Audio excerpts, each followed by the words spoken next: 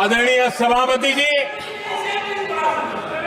यहां भी ऐसे कई दल बैठे हैं जिनके मुखिया भी सारे जेल में हुआ करते थे। ये इनकी मजबूरी है कि वहां जाके बैठे हैं।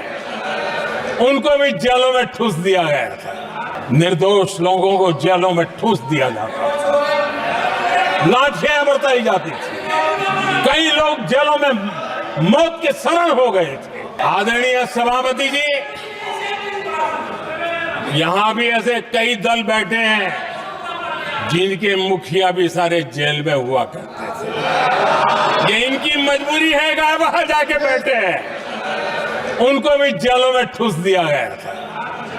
आदरणीय सभापति जी, देश पर जुल्म तांडव चल रहा था। निर्दोष लोगों को जेलों में ठूस दिया जाता था, लाठियां बरताई जाती थी, कई लोग जेलों में मौत के शरण हो गए थे और एक निर्दयी सरकार संविधान को चूर चूर करती रही थी। आदरणीय सभापति जी, ये परंपरा यहां नहीं रुकी। जो परंपरा नेहरू जी ने शुरू की थी,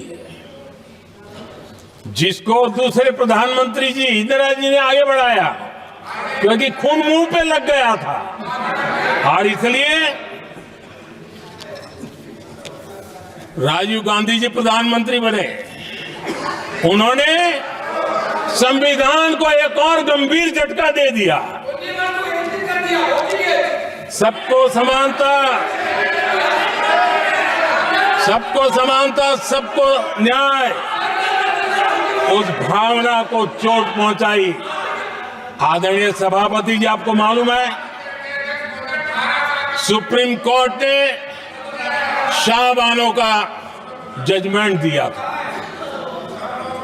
एक भारत की महिला को न्याय देने का काम संविधान की मर्यादा और स्पिरिट के आधार पर देश की सुप्रीम कोर्ट ने दिया था।